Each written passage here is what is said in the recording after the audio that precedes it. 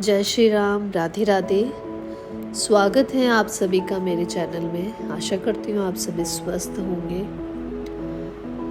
कल हमारा आर्ष रामायण आदि काव्य के अरण्य कांड में 49वां सर्ग जो है वो पूरा हो गया। आज हम आगे का सर्ग प्रारंभ करेंगे। आज के सर्ग में हम जटायु का रावण को सीता हरण के दुष्कर्म से निवृत्त होने के लिए समझाना और अंत में युद्ध के लिए ललकारने का वर्णन किया है। तो श्रवण कीजिए आज का सर्ग, अंत तक बने रहिएगा। तम शब्दम अशुप्तस्तु जटायुरतः शुश्रुवे निरक्षद्दः रावणं क्षिप्रं वेदेहि च ददर्शः स। अर्थात जटायु उस समय सो रहे थे। उसी अवस्था में उन्होंने सीता जी की वह करुण पुकार सुनी। सुनते ही तुरंत आंख खोलकर उन्होंने विदेह नंदिनी सीता तथा रावण को देखा।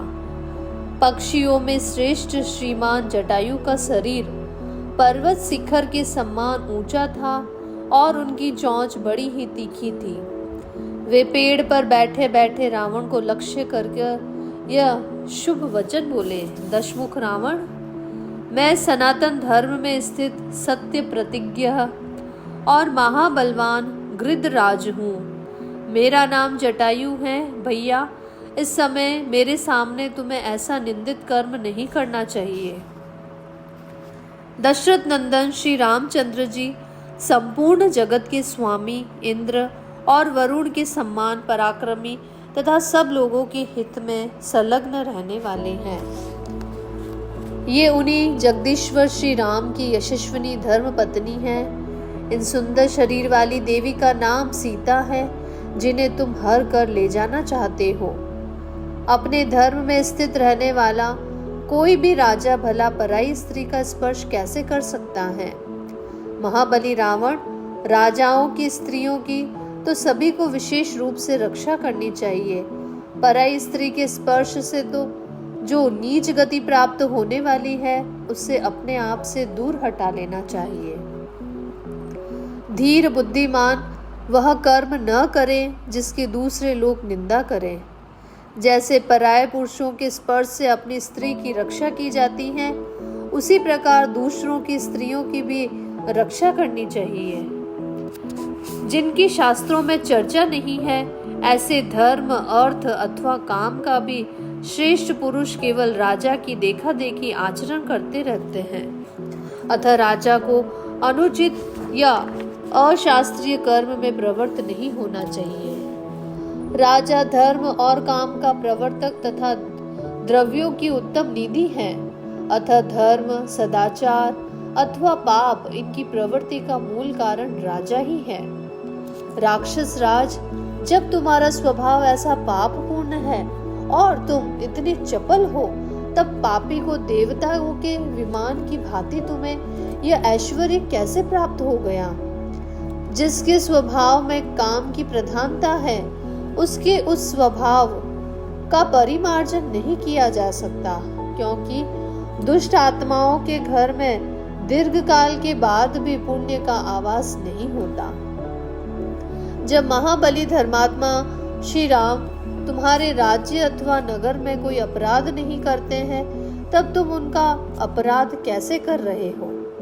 यदि पहले सुपर्णखा का बदला लेने के लिए चढ़कर आए हुए अत्याचारी खर का अनायास ही महान कर्म करने वाले श्री राम ने वध किया, तो तुम्हें ठीक ठीक बताओ कि इसमें श्री राम का क्या अपराध है, जिससे तुम उन जगदीश्वर की पत्नी को हर ले जाना चाहते हो। रावण, अब शीघ्र ही विदेह कुमारी सीता को छोड़ दो, जिससे श्री रामचंद्र जी अपनी अग्नि के समान भयंकर दृष्टि से तुम्हें जलाकर भस्म न कर डाले। जैसे इंद्र का वज्र वत्रासुर का विनाश कर डाला था, उसी प्रकार श्री राम की रोषपूर्ण दृष्टि दग्ध कर डालेगी तुम्हें। तुमने अपने कपड़े में विषधर सर्प को बांध लिया है, फिर भी इस बात को समझ नहीं पाते हो। तुमने अपने गले में मौत की फांसी डाल ली है, फिर भी यह तुम्हें सूझ नहीं रहा है। सौम्य, पुरुष को उतना ही बोझ उठाना चाहिए जो उसे शिथिल न कर दे, और वही अन्न भोजन करना चाहिए जो पेट में जाकर पच जाए, रोग पैदा न करे। जो कार्य करने से न तो धर्म होता है, न कीर्ति बढ़ती है, और न ही अक्षय यश की प्राप्ति होती है।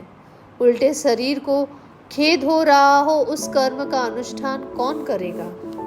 रावण, बाप दादाओं से प्राप्त इस पक्षियों के राज्य का विधिवत पालन करते हुए मुझे जन्म से लेकर अब तक 60,000 वर्ष बीत गए हैं। मैं बूढ़ा हो गया हूँ और तुम नवयुवक हो। तुम्हारे पास धनुष, कवच, बाण तथा रथ सब कुछ है, फिर भी तुम सीता को लेकर कुशल पूर्वक नहीं जा सकोगे। मेरे देखते देखते तुम विदेह नंदिनी सीता का बलपूर्वक अपहरण नहीं कर सकते। ठीक उसी तरह जैसे कोई न्याय संगत हेतुओं से सत्य सिद्ध हुई वैदिक श्रुति को अपनी युक्तियों के बल पर पलट नहीं सकता। रावण यदि शूरवीर हो तो युद्ध करो, मेरे सामने 2 घड़ी ठहर जाओ। फिर जैसे पहले खर मारा गया था उसी प्रकार तुम भी मेरे द्वारा मारे जाकर सदा के लिए सो जाओगे। जिन्होंने युद्ध में अनेक बार दैत्यों और दानवों का वध किया है, वे चीर वस्त्रधारी भगवान श्री राम तुम्हारा भी शीघ्र ही युद्ध भूमि में विनाश करेंगे। इस समय मैं क्या कर सकता हूँ? वे दोनों राजकुमार बहुत दूर चले गए हैं। यदि मैं उन्हें बुलाने जाऊं तो तुम उन दोनों से भयभीत होकर शीघ्र ही भाग जाओगे, इसमें संशय नहीं है। कमल के सम्मान नेत्रों वाली ये शुभ लक्षणा सीता श्री रामचंद्र जी की प्यारी पटरानी है। इन्हें मेरे जीते जी तुम नहीं ले जा पाओगे। मुझे अपने प्राण देकर भी महात्मा श्री राम तथा राजा दशरथ का प्रिय कार्य अवश्य करना होगा। दशमुख रावण, ठहरो, केवल 2 घड़ी रुक जाओ, फिर देखो जैसे डंठल से फल गिरता है उसी प्रकार तुम्हें इस उत्तम रथ से नीचे गिरा देता हूँ। निशाचर, अपनी शक्ति के अनुसार युद्ध में तुम्हारा पूरा आतिथ्य सत्कार करूंगा, तुम्हें भली भांति भेंट पूजा दूंगा। जटायु के ऐसा कहने पर राक्षस राज रावण क्रोध से आंखें लाल किए अमर्ष में भरकर उन पक्षी राज की ओर दौड़ा। उस समय उसके कानों में तपाए हुए सोने के कुंडल झलमला रहे थे। उस महासमर में उन दोनों का एक दूसरे पर भयंकर प्रहार होने लगा, मानो आकाश में वायु से उड़ाए गए 2 मेघ खंड आपस में टकरा गए हो। उस समय गृध्र और राक्षस में बड़ा ही अद्भुत युद्ध होने लगा, मानो 2 पंखधारी माल्यवान पर्वत एक दूसरे से भिड़ गए हो। रावण ने महाबली गृधराज जटायु पर नालिक, नारज तथा तीखे अग्रभाग वाले विकर्णी नामक भयंकर अस्त्रों की वर्षा आरंभ कर दी। पक्षीराज गृध्र जात्य जटायु ने युद्ध में रावण के उन बाण समूह तथा अन्य अस्त्रों का आघात सह लिया। साथ ही उन महाबली पक्षी शिरोमणि ने अपने तीखे नखों वाले पंजों से मार मार कर रावण के शरीर में बहुत से घाव कर दिए। तब दशग्रीव ने क्रोध में भरकर अपने शत्रु को मार डालने की इच्छा से 10 बाण हाथ में लिए, जो काल दंड के समान भयंकर थे। महापराक्रमी रावण ने धनुष को पूर्णतः खींचकर छोड़े गए उन सीधे जाने वाले तीखे पैने और भयंकर बाणों द्वारा, जिनके मुख पर सल्ले लगे हुए थे, गृधराज को शत विक्षत कर दिया। जटायु ने देखा जनक नंदिनी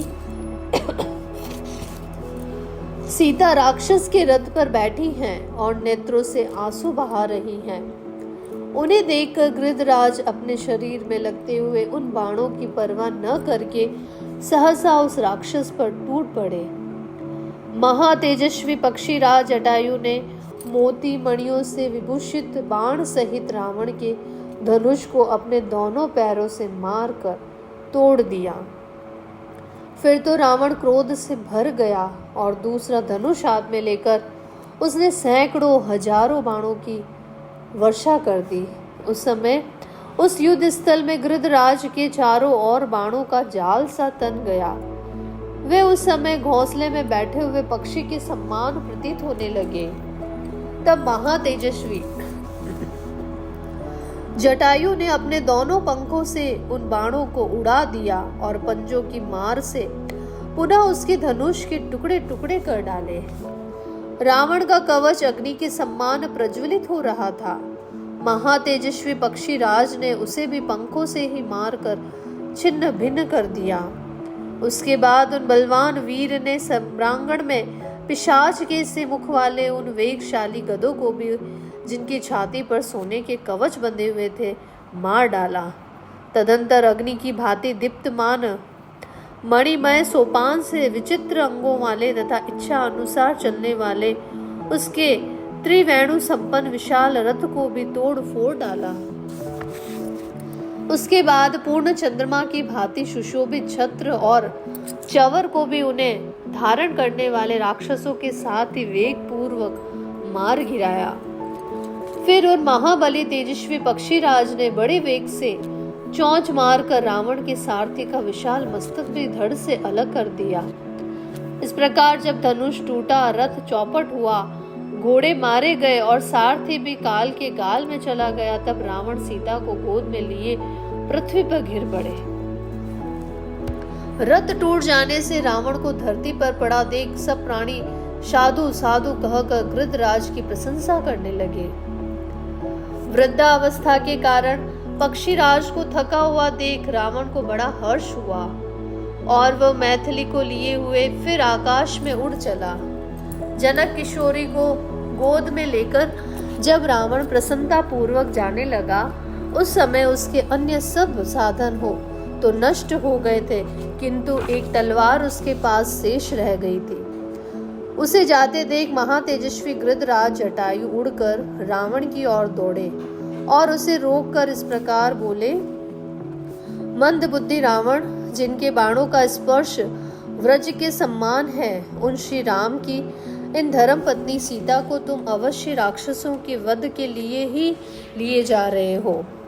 जैसे प्यासा मनुष्य जल पी रहा हो, उसी प्रकार से तुम मित्र, बंधु, मंत्री, सेना तथा परिवार सहित यह विष पान कर रहे हो। अपने कर्मों का परिणाम न जानने वाले अज्ञानी जन जैसे शीघ्र ही नष्ट हो जाते हैं, उसी प्रकार तुम भी विनाश के गर्त में गिरोगे। तुम काल पाश में बंध गए हो, कहाँ जाकर उससे छुटकारा पाओगे। जैसे जल में उत्पन्न होने वाला मत्स्य मांस युक्त बंसी को अपने वध के लिए ही निगल जाता है, उसी प्रकार तुम भी अपने मौत के लिए ही सीता का अपहरण करते हो। रावण, रघुकुल नंदन श्री राम और लक्ष्मण दोनों भाई दुर्घर्ष वीर हैं। वे तुम्हारे द्वारा अपने आश्रम पर किए गए इस अपमानजनक अपराध को कभी क्षमा नहीं करेंगे। तुम कायर और डरपोक हो।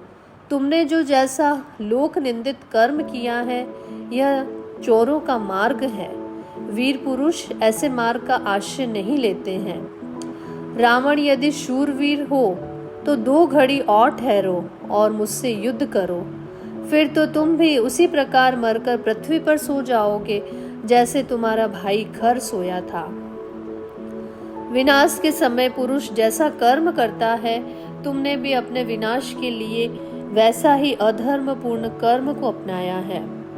जिस कर्म को करने से कर्ता का पाप के फल से संबंध होता है, उस कर्म को कौन पुरुष निश्चित रूप से कर सकता है।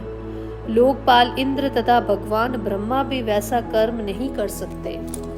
इस प्रकार उत्तम वचन कहकर पराक्रमी जटायु उस राक्षस दशग्रीव की पीठ पर बड़े वेग से जा बैठे और उसे पकड़कर अपने तीखे नखों द्वारा चारों ओर से चीरने लगे, मानो कोई हाथीवान किसी दुष्ट हाथी के ऊपर सवार होकर उसे अंकुश से छेद रहा हो।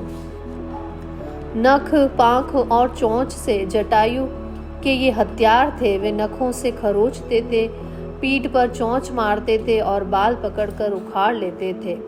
इस प्रकार जब गृधराज ने बार बार क्लेश पहुंचाया, तब राक्षस रावण कांप उठा। क्रोध के मारे उसके होठ फड़फड़ाने लगे उस समय क्रोध से भरे रावण ने विदेह नंदिनी सीता को बाईं गोद में रख करके अत्यंत पीड़ित हो जटायु पर तमाचे का प्रहार किया, परंतु उस वार को बचाकर शत्रु दमन गृद्धराज जटायु ने अपनी चोंच से मार मार कर रावण की दशों बाईं भुजाओं को उखाड़ लिया। उन बाहों के कट जाने पर बाम्बी के से प्रकट होने वाले विष की ज्वाला मालाओं से युक्त सर्पों की भांति तुरंत दूसरी नई भुजाएं सहसा उत्पन्न हो गई। तब पराक्रमी दशानन ने सीता को तो छोड़ दिया और गृद्धराज को क्रोधपूर्वक मुक्कों और लातों से मारना आरंभ किया। उस समय उन दोनों अनुपम पराक्रमी और वीर राक्षस राज रावण और पक्षीराज जटायु में 2 घड़ी तक घोर संग्राम होता रहा। तदंतर रावण ने तलवार निकाली और श्री रामचंद्र जी के लिए पराक्रम करने वाले जटायु के दोनों पंख, पैर तथा पार्श्व भाग काट डाले। भयंकर कर्म करने वाले उस राक्षस के द्वारा सहसा पंख काट लिए जाने पर महागृद्ध जटायु पृथ्वी पर गिर पड़े। अब वे थोड़ी ही देर के मेहमान थे। अपने बांधव के समान जटायु को खून से लथपथ होकर पृथ्वी पर पड़ा देखकर सीता दुख से व्याकुल हो उनकी ओर दौड़ी।